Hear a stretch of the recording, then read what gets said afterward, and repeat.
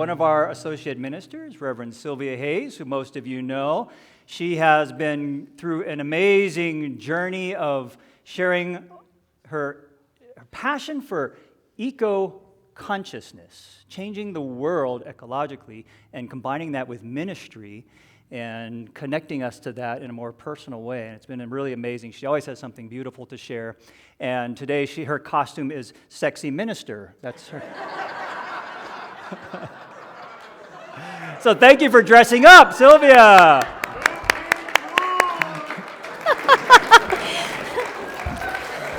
Good gravy. Oh, Lord. All right, I wasn't going to do this because this is a 12 Powers talk, but I am going to do it now. Nico, don't say a word. Why didn't the skeleton cross the road? He didn't have the guts. Yes, he didn't have the guts. This is one of my new favorite Halloween corny jokes. All right, dialing in the sexy reverend or whatever it was. Every major religion that I know of gives some advice to follow God's will or divine will. But what is that actually? What is divine will? Is it God's will that we have war? Is it God's will that people commit atrocities? Is it divine will that nature is being damaged and degraded by human activity and human industries? This concept of God's will, divine will, free will is something that I have wrestled with throughout most of my adult life. Many of you already know I came from a very fundamentalist, heavy-handed Christian background that didn't sit very well with me, and I would sometimes ask the adults, okay, if God is all-loving, all-powerful, how can so much bad stuff be happening? And the only answer I ever got from the adults was, we cannot know the mind of God. We must just follow God's will. I had a hard time with that. I could never reconcile it. Along with those teachings, I was taught that we had to sacrifice our own free will. We had to sacrifice a lot of things to please God, hi Zeke, and follow God's will. And I was also taught in that body of belief that only humans have free will. That all the non-human animals are basically just running off of instinct or whatever we humans teach them, sometimes beat into them. And that just did not sit with what I was actually experiencing. I was a farm kid. I had all kinds of close one-on-one relationships with horses and dogs and pigs and you name it. And they absolutely were demonstrating free will and love and other emotions that were not attributed to them from the teachings that I was given. Now, the same time I was being given truths that did not feel truthful to me, my parents kind of went off the deep end with addiction and mental illness and started behaving very badly and abusively, and I just got a chip on my shoulder toward all so-called authority figures, particularly God. And I started moving through the world in a pretty defiant and pretty willful way. And I was pretty successful with it. I was able to kind of push willfully very well, had a lot of accomplishments, did a lot of firsts for my family, etc. And willfulness was working really well until it wasn't. And like a lot of us, I did not come gently, easily, smoothly into spiritual growth. I had to hit the wall with my willfulness and wound up in a set of really painful, challenging events that brought me to the point where for the first time in my life, I could not willfully force my way through. I couldn't make it happen. I was forced to surrender, and I wound up questioning everything. Why had this happened to this environmental career that was my whole life that I'd put so much into? How could I possibly be sitting in such a mess? Who the hell was this God? Was this God's will? Was I just trapped in some sort of karmic pattern that I couldn't make out, but that I couldn't get out of? I was questioning at a very, very deep level. And it is really what began blowing me open to, Course in Miracles says, if we clear space on the altar of our minds, meaning our current set of beliefs, we allow new to flow in. Some of you can get there gently. I was not one of those, but that's what began happening. It cleared me out, it cleared space. And one of the many profound, but this is a really big one, this topic of will. During all of that upheaval, it really began the process of completely turning upside down my beliefs about this whole power of will. Now, unity is a new thought, trans-denominational, trans-faith movement that's based in spiritual principle. We have a core set of teachings, and one body of those teachings are the 12 spiritual powers that was put forward. And these include things like faith and love and order. And it also includes will. Spiritualized will is a whole different beast than willfulness. And first, I think it's really important to really start to grok this at a deeper level. It is important to note that unity is non-dualistic. We do not believe in a separate entity, God out there, that punishes or rewards or that we must beseech to. We believe that God is the life force, spirit, power in and through all things, in and through every single one of you, flowing through all that is. The very word God carries a lot of baggage for a lot of us.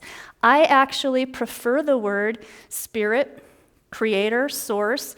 You can plug in any word. I don't think creator cares what you call it. Gus, I know. Remind me what that is, Gus. God, universe, source, and spirit. God, universe, source, and spirit. Gus with a double S. That works for me. That works for me. Now, one's take on Gus, source, spirit, it's very personal. But in general, the unity principle is that it is everywhere, all in through all of us, everything, and that it's all good. Now, I recently learned a pretty interesting thing. I have gotten to the point where I tend to think of spirit more literally as the Force, as in Star Wars. And I'm going to have to research this a little further, but I actually was made aware recently that George Lucas studied a number of different faith paths and whatnot, including New Thought, in coming up with this whole concept of the Force. That's pretty flippin' cool, I think. So it's the creative, generative power behind all that is, and it's in us, and we are in it.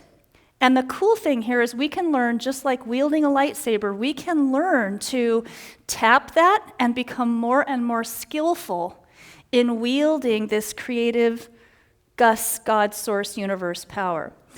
Now, divine will, this concept. I've recently been teaching a metaphysics class. I'm getting ready to teach another one. And we've been working primarily with a book by Unity minister Paul Hasselbeck, body of work called Heart-Centered Metaphysics. And I want to read you what he says about divine will. Quote, "This divine will is generic, amorphous, non-specific, and it is for everyone. We are all partaking of and participating in this generic divine will. There is no separation from it." That's a very profound concept, and I want to take it a little bit deeper. A Course in Miracles teaches that God's will is my will. God's will is your will.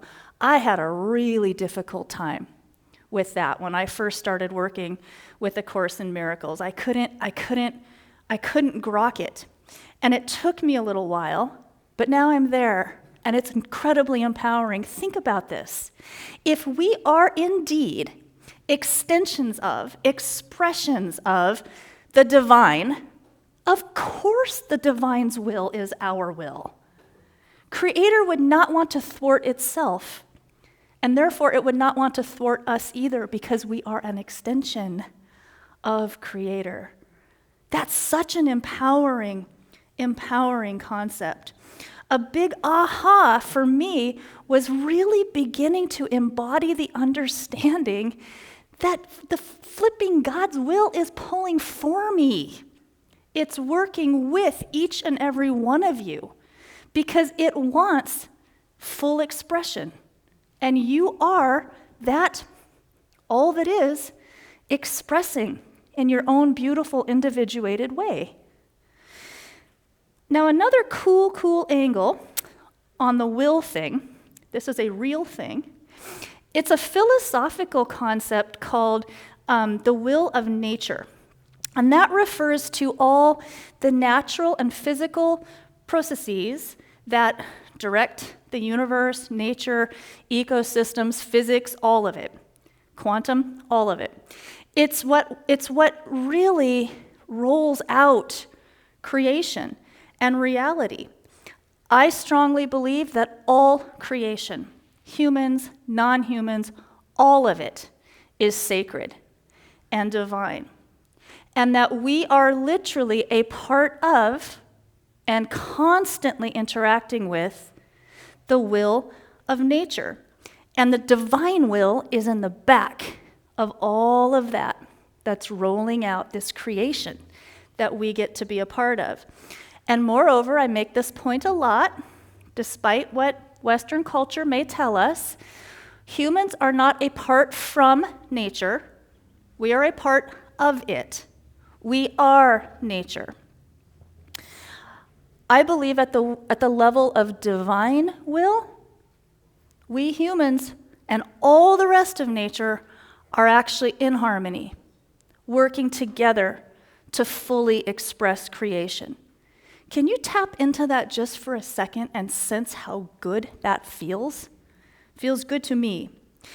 The problem that we get into is collective human willfulness, which is driven by a pervasive belief in separation, not understanding what we truly are. And when we are rolling forward with that kind of consciousness, we are miscreating.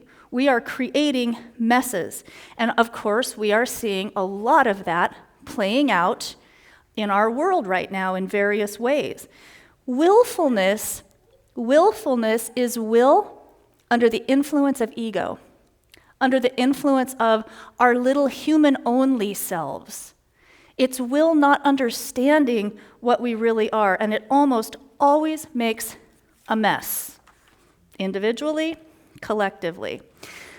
Now, cleaning up those messes is something that spiritualized will can help with, and I want to make a subtle but important distinction here.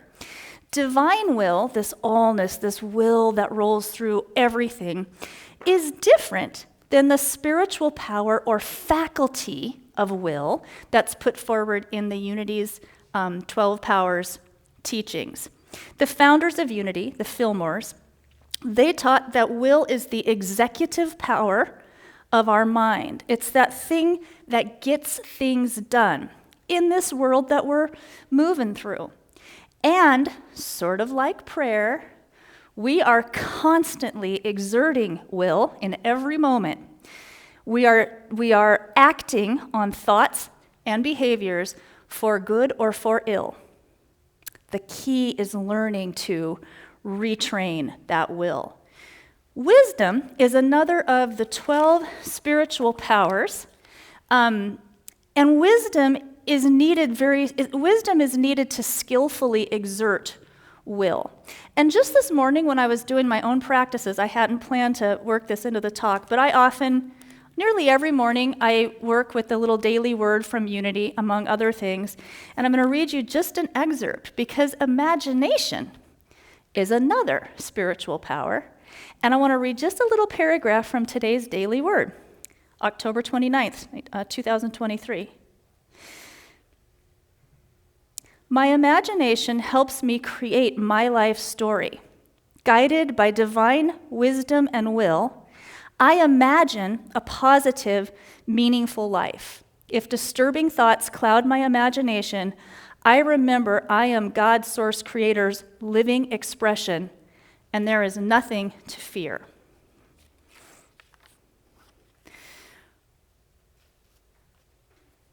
We can exert will in ways that are counterproductive, or we can hone this will faculty to gain greater dominion and greater agency over our own lives and over our world. A Course in Miracles puts forward that we don't even understand what our true free will is if we're not understanding what we actually are. It puts forward that when we are running at the awareness of ego or human only, we have imprisoned our free will. We move through the world feeling like we're exerting free will from a prison of our own making.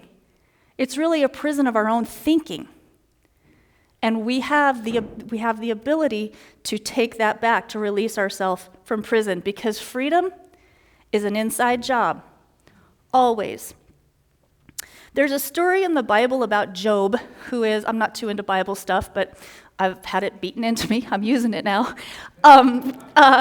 Job was a pretty prosperous, successful guy, and the devil, whatever you want to call that, let's put that in metaphysics, ego, life challenge, whatever, this thing comes along and decides to knock him off that cushy life and give him some challenges just to kind of see what it's going to bring out in him. And Job gets pretty down in the mouth and pretty pissy about it, and pretty soon he starts blaming God for this and that, and it just gets worse and worse and worse. And finally, somewhere in Job 22, there's this point where he says, "Agree with God and be at peace, and then good will come to you." I now find that so funny. It's kind of like, okay, I can't take it anymore. I'm just going to start agreeing with God. But if you take that one step further, agreeing with God doesn't have to be like, okay, I give up. It's like, heck yeah, I'm stepping into my power here. I'm going to bring this divine will with me behind whatever this endeavor is. Agree with God. Think about that. They say, may the force be with you. The force is already with you. It's in and with you. Each and every one of you. I love being part of a spiritual movement where I can use the force, and you guys get it. Now, we can deploy will for grand things and less grand things. Just a few days ago, my partner John and I were watching the 49ers football game, and I don't really care much about the 49ers, but I am a Seahawks fan. And as it often is with the Seahawks, they need other teams to lose sometimes for them to make it into the playoffs, right?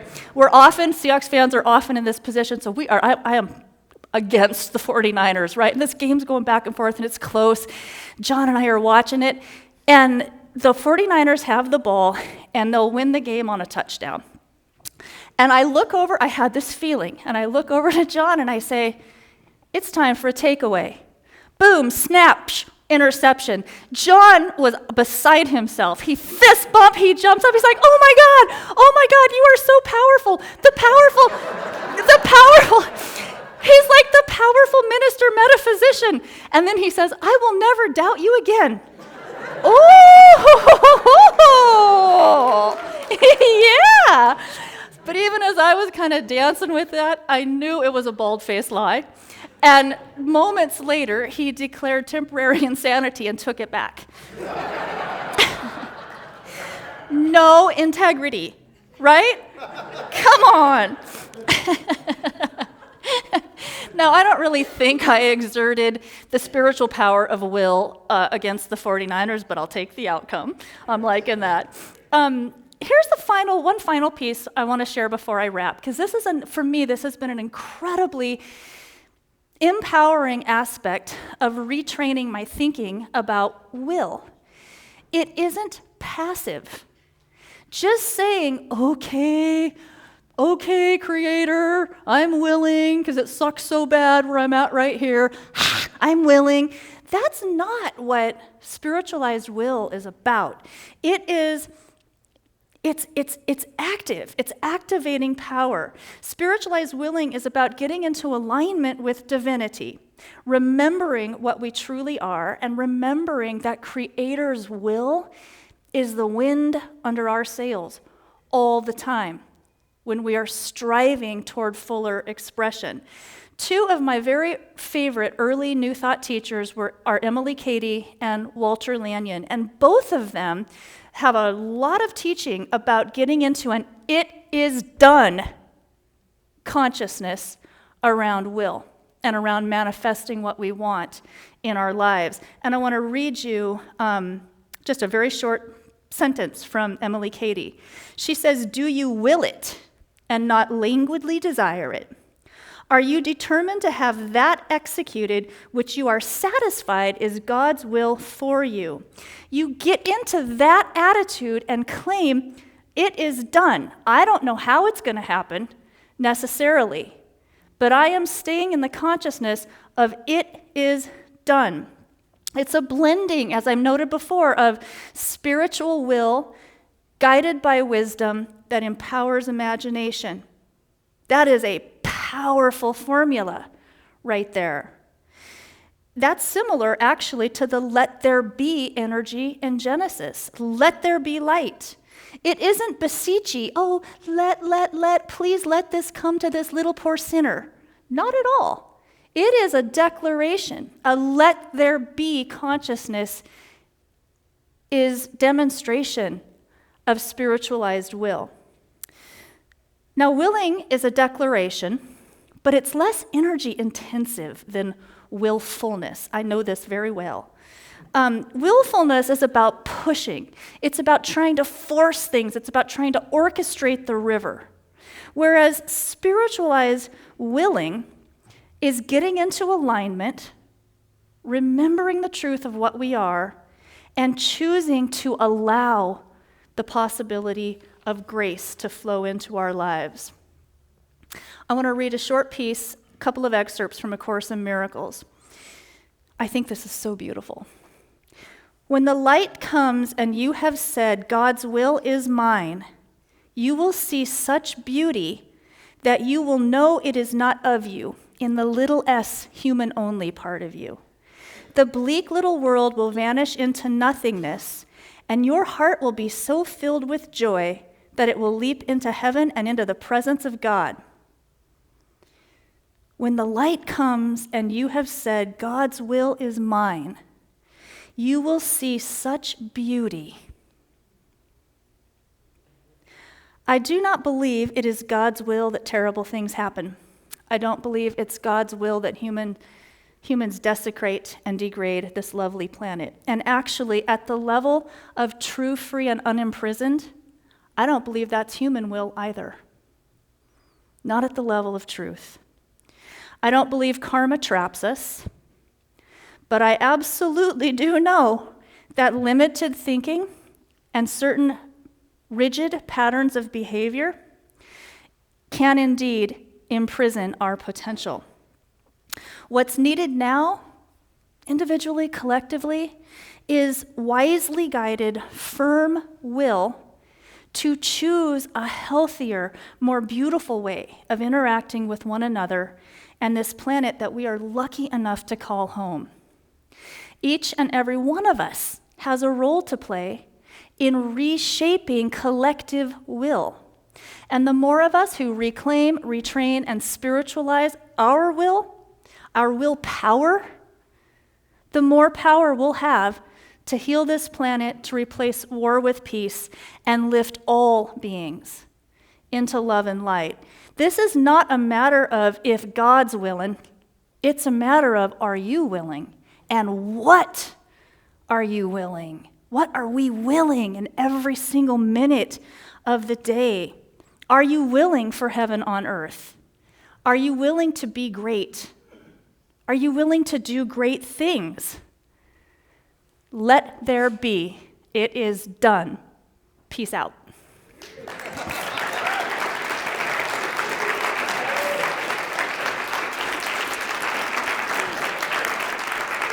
Thank you. Thank you.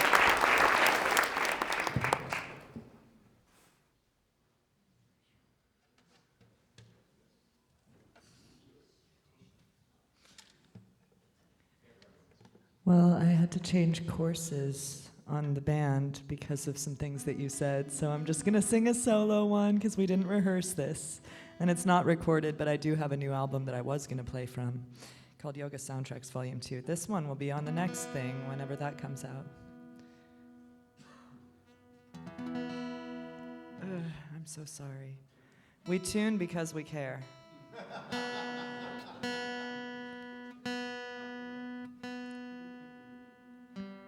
Okay, you guys, I'm almost there.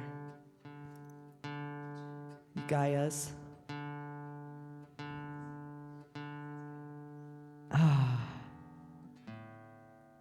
Okay, and any singers that want to come up at any point, you're always welcome, because it's a party that way. So I'm a little delirious after the month-long tour that I'm finishing up here. But this one came to me at the first festival that I played at after the pandemic, or during the pandemic. Everyone was still pretty scared everywhere, and I was near Las Vegas, this beautiful land. And this prayer came through, and it's for the connection and oneness that we share with the land and how we can tap in, like she was talking about. It's called We Are Sacred. We are sacred. We are holy. We are the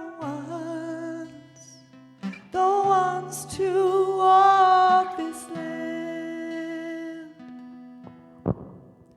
This land is sacred.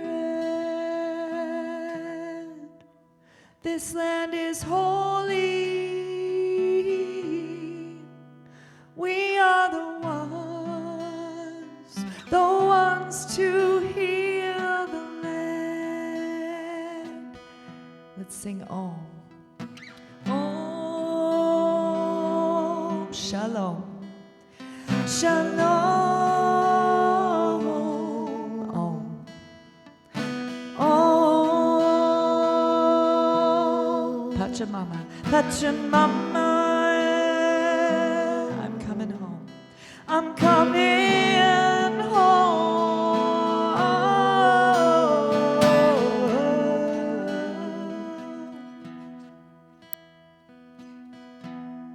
Breathing into that land, that sacred oneness that we all share.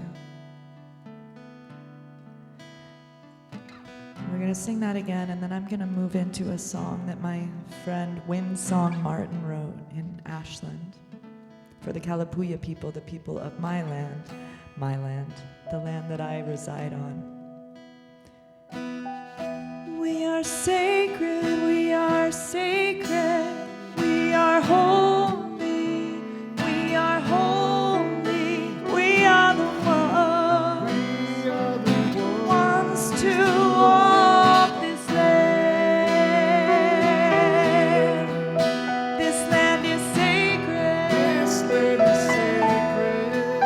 This land is holy. This land is holy. We are the ones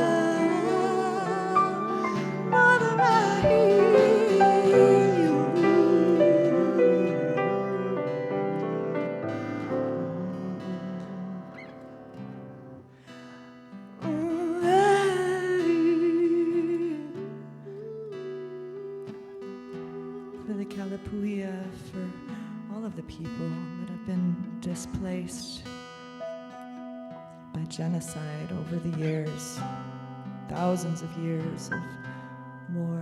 May it be peace.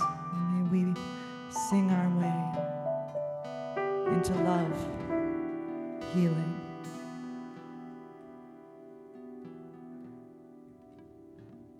For all people who are suffering.